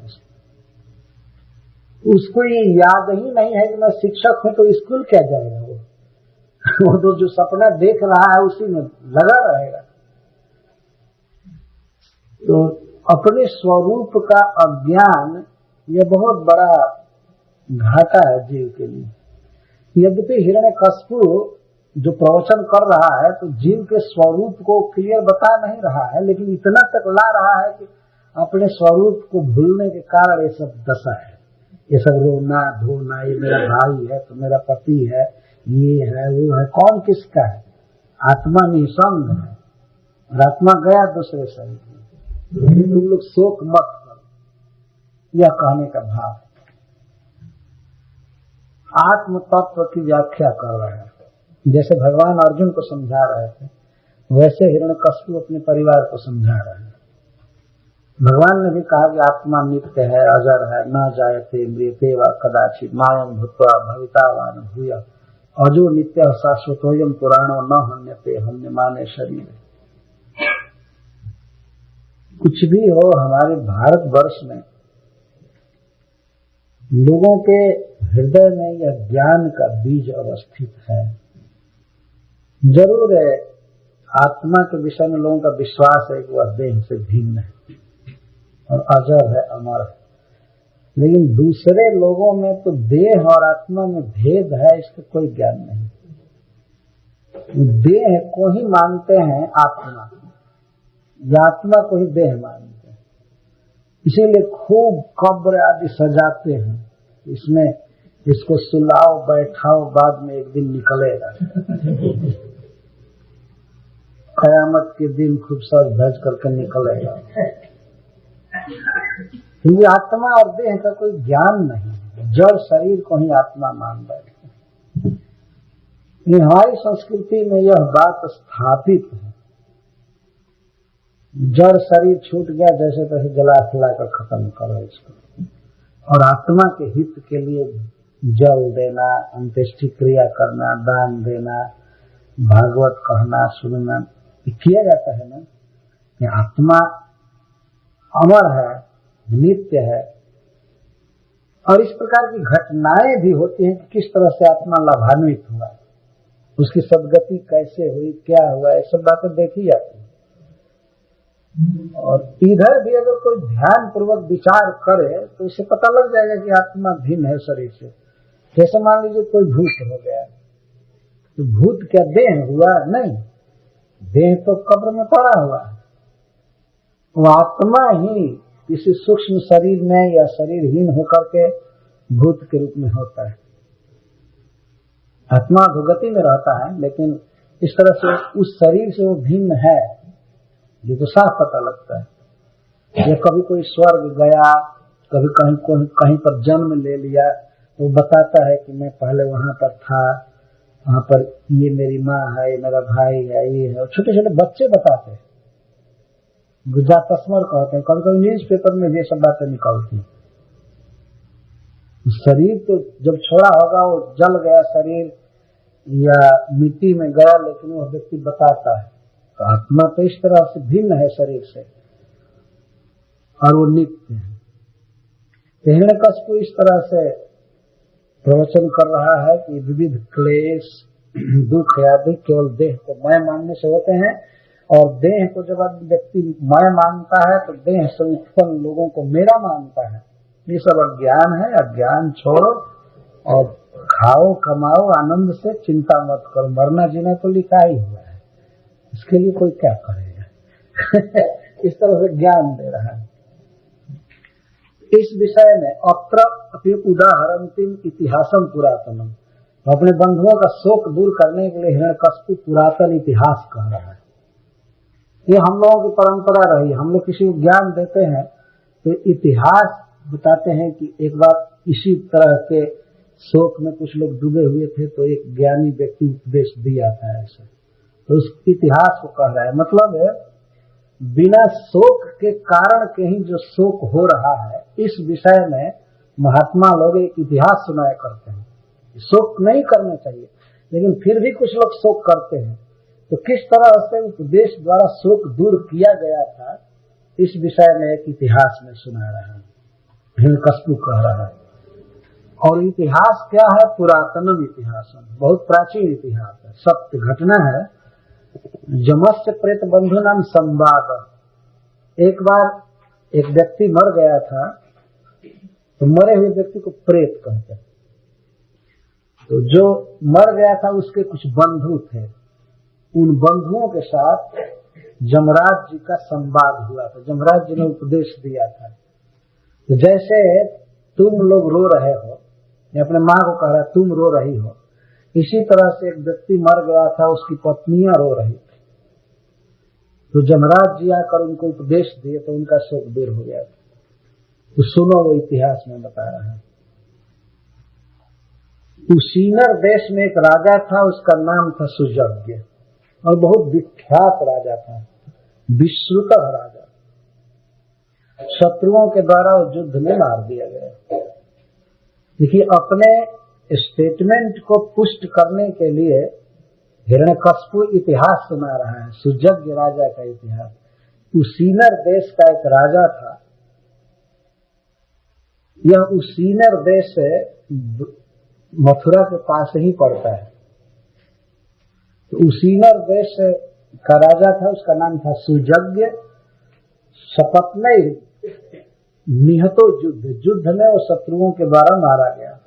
तो उसके संबंधी सब आकर चारों तरफ से घेरे उस राजा को। जब जमीन पर गिर गया था, किस तरह से उसकी दशा थी, युद्ध भूमि में गिरा हुआ सुजज्ञ किस अवस्था में था, हिरण्यकश्यप वर्णन कर रहा है। विशीर्ण रत्न कवचम, जो रत्न का कवच बांधा था वो टूट गया था। विभ्रष्ट आभरण सृजन, और जो भी गहना लगाया था, आभरण, हार वगैरह सब टूट गए थे। सर्व निर्भिन्न हृदय, उसका वक्षस्थल, उसकी छाती फट गई थी बाण लगने से। शयान, वो युद्ध भूमि में गिर गया था। अश्रीवाद आविलम, और खून से लथपथ शरीर हो गया था। प्रकीर्ण केशम, केश बिखर गया था। उसकी आंखें धस गई थी। और जब मरा हुआ था उस समय भी क्रोध से अपने दांतों से अपने ओठ को दबाया था। युद्ध के समय वैसा किया होगा तो मरे हुई अवस्था में भी रभसा दस्त दक्षद, दांतों के ढक्कन को मतलब ओठ को अभी दबाए हुए था दांत से, और उसका मुख कमल धूल से भर गया था। छिन्न आयुध भुजंग हृदय, अभी हाथ में आयुध पकड़े हुए था लेकिन बाहें कट चुकी, कटे हुए भुजाओं में आयुध पकड़ा था, युद्ध के आवेश में आया। तो उसी नरेंद्रन विधिना तथा कृतम, विधाता ने या उसके कर्म ने उसीनर देश के राजा की यह दशा कर दी थी। तो और सब तो रो ही रहे थे, विशेष करके उसकी स्त्रियां बहुत रो रही थी।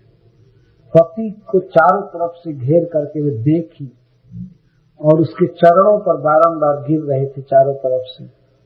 हताशनाथ करे रोभूषण, हा नाथ हम मारी गई, हमारा विनाश हो गया, हमारे रक्षक आप चले गए, इस तरह कह करके करई अपने हाथों से छाती को बार बार पीट पीट करके वे स्त्रियां रो रही थी। करई उरा भीषण घनंत मुहस्तक पादे उपात, उसके चरण पर चारों तरफ से आया करके गिर रहे थे। बहुत सी स्त्रियां थी उस राजा की और वे विलाप कर रही थी, रो रही थी। अब तो निश्चित था कि पति के साथ उनको सती होना है, पहले की परंपरा थी। उन स्त्रियों को सती होना था, लेकिन फिर भी बेचारी दुख में वे रो रही थी और ऐसा रो रही थी कि उनके विलाप को सुनकर दूसरे लोग रोने लगे। स्त्रियों का विलाप सुनकर, विलाप का अर्थ होता है जब किसी के गुणों को कहते हुए रोया जाता है, इसको विलाप कहते हैं। स्त्रियों में यह रोने की परंपरा है, वे रोती हैं तो कुछ कहती है, कथा कहती हुई रोती हैं, इसको विलाप कहा जाता है। असल पुरुष रोते हैं तो चुपचाप रो लेते हैं, कोई बात नहीं कहते हैं, लेकिन स्त्रियां बिना कथा कहे नहीं रोती हैं, कुछ न कुछ कहती हैं, वर्णन करती हैं रो रो कर, चाहे अपने माँ के विषय में कहें, चाहे भाई के विषय में कहें, चाहे जैसे भी कुछ न कुछ कहती ही रहती है, इसको विलाप करते। तो रुदत्त उच्चय दैतांग पंकजम सिंचन अश्रय कुचकुम कुमार, इतना रो रही थी कि उनके आंखों से अजस्र आंसू चू रहे थे और वे आंसू आकर उनके वक्षस्थल पर छाती को धो रहे थे, स्तनों पर लगे हुए केसर कुमकुम को धो रहे थे और विशस्त केशाभरण, अब उनके केस बिखर गए, स्त्रियों के श्रृंगार बिगड़ गया। इस तरह से रो रही थी कि वहां पर जो मनुष्य थे वे भी रोने लगे उनके विलाप को सुनकर। तो किस तरह से वे स्त्रियां विलाप कर रही हैं, 2 श्लोक में हिरण्यकश्यप वर्णन कर रहा है। अहो विधात्रा करुणेन नः प्रभो, भवान प्रणीतो दृगगोचरान् दशान्। हाय रे विधाता, हाय ईश्वर, दैव जिसको कहते हैं, निश्चित ही तुम अकरुण हो, तुम कठोर हृदय के हो। आज तुमने हमारे स्वामी की वह दशा कर दी, दृग अगोचराम दशा, पता नहीं हमारे स्वामी कहाँ चले गए, हमारे आंखों से दिखाई नहीं पड़ रहे हैं, वो जानते हैं कि शरीर छोड़कर चले गए। तो दृग अगोचराम दशा, एक दिन वही पति शरीर में रहकर बोलते थे, हंसते थे, हमारा सुख दुख पूछते थे, सुनते थे, लेकिन आज कहाँ चले गए। एक दिन ऐसा समय था कि तुमने इसी राजा को हम सबका जीविका देने वाला बनाए थे, वृत्तिदत्त, यही सबको पाल रहे थे, पोष रहे थे, और आज तुमने ऐसा कर दिया, कृतो धुना जन सुचाम विवर्धना, आज ऐसी दशा कर दी हमारे स्वामी की कि आज हम सबका ये शोक बढ़ा रहे हैं, इनके कारण हम लोगों को दुख हो रहा है। एक दिन यही हमारा पालन कर रहे थे, सुख दे रहे थे, और आज इनकी ऐसी दशा हो गई कि हमें दुख हो रहा है। तो वास्तव में यह एक ऐसा सत्य है जो सबके जीवन में आएगा, आज आवे कल आवे, लेकिन एक दिन न एक दिन ये आना है। और अपने स्वजन इस तरह से रोते हैं, गुण गा गा करते हैं। एक दिन वही व्यक्ति जो राज्य चला रहा है, कमा रहा है, परिवार को पोष रहा है, आज उसी की ऐसी दशा हुई कि उसके दशा को देख करके जो पोसे जा रहे थे वे रो रहे हैं। तो सबसे पहले जब हमारे जीवन में कोई इस तरह की घटना होती है मनुष्यों के जीवन में, तो वे सबसे पहले ईश्वर को गाली देना चालू करते हैं। जो सुख का दिन रहता है तो ईश्वर को धन्यवाद नहीं देते हैं, और जहां कोई गड़बड़ी हुई कि हाय रे ईश्वर तुमने ऐसा किया नहीं किया, तो भगवान को सबसे पहला विशेषण दे रहे हैं अकरुण। तुम निश्चित ही कठोर हृदय के हो। अब तक कठोर नहीं थे, दुनिया में और लोग मर रहे थे तो भगवान कठोर नहीं है, लेकिन हमारे घर का आदमी मर गया तो भगवान कठोर हो गया। ये विचार है। शोक में स्त्रियां इस तरह से बोल रही, तुमने ऐसी दशा कर दी, ये कर दिया, वो कर दिया, वो कर दिया। तो फिर कुछ स्त्रियों ने कहा कि अरे ईश्वर जो है विधाता तो विपरीत है ही, अपने पति से ही हम क्यों न विनय करें। तो अपने मरे हुए पति से कह रही हैं, त्वया कृतज्ञेन वयं महीपते कथं विनाश्याम सुहेतनेन ते। विधाता कृतज्ञ है, क्रूर है, लेकिन हे पतिदेव आप तो कृतज्ञ हैं। हमने आपकी किस तरह से सेवा की है आप जानते हैं। हे पृथ्वी पते, आप जरा विचार कीजिए, आप ही हमारे सुहृद रहे हैं, हितकारी रहे हैं, हम आपके बिना कैसे जिएंगे, कैसे रहेंगे। जीने का तो कोई प्रश्न ही अब इनके जीवन में नहीं हो, तो अब पति के साथ ही सती होंगी, फिर भी दुख में कह रहे हैं कथम बिना श्याम सुहित में, आपके बिना हम कैसे जिएंगे, कैसे रहेंगे। तत्रायानम तौदीर पादे शुश्रूषती नाम विसर्जत जासुसी। इसलिए आप जहाँ जा रहे हैं, शरीर छोड़ करके आप जहाँ जा रहे हैं, वो स्थान हमें भी बताइए, हमें भी दिग्दर्शन दीजिए, और हम भी आपके साथ चलेंगे, हम आपके बिना नहीं रह सकते। यही भाव थे इनके रोने में। तो इस प्रकार से विलाप करते करते सूर्य अस्ताचल की ओर चले गए। एवं विलपतिना मई परिगृह्य मृतम पति अनिच्छतिना निर्हरम अर्कोष्टम संयवत। एवं विलपतिना मई, इस प्रकार से जब विलाप कर रही थी, अपने मृतक के पति के शव को पकड़कर विलाप कर रही थी चारों तरफ से, तो सूर्य अस्तम में अस्ताचल की ओर पहुंच गए। और वास्तविक बात हिरण्यकशिपु कह रहा है कि वो स्त्रियां अपने पति का निर्हार पसंद नहीं कर रही थी, मतलब वो नहीं चाहती थी कि इनको जलाया जाए। क्या कारण था? उन स्त्रियों ने कुछ ऐसी घटना सुनी थी कि कभी कभी किसी दैवी शक्ति से कोई जी गया है, ये इतिहास में कुछ ऐसी घटनाएं हुई हैं, इसीलिए बेचारी रो रही थी कि कोई ऐसा प्रबंध हो जाए जिससे हमारे पति जी जाए। तो इसीलिए वे नहीं चाहती थी। और श्रील प्रभुपाद जी लिखते हैं कि वे इसलिए भी नहीं चाहती थी कि निर्हार की पति को जलाया जाता तो ये भी जलने के लिए तैयार थी, इनको भी जलना पड़ता है। तो वे सोच रहे थे कि कोई अलौकिक घटना हो जाए, हमारे पति जी जाए, इसीलिए वे नहीं जलना चाहती थी। नियम यह है कि किसी व्यक्ति की मृत्यु यदि दिन में हुई है तो दिन में ही उसका दाह संस्कार कर देना चाहिए, और रात में मृत्यु हुई तो रात में ही कर देना चाहिए, ये नियम है। तो चाहिए तो था कि दिन में ही सुजग्य का दाह संस्कार कर दिया जाए, लेकिन वो स्त्रियां इतना रो रही थी कि शाम हो गई। तो उनके विलाप को सुनकर अपने लोक से ही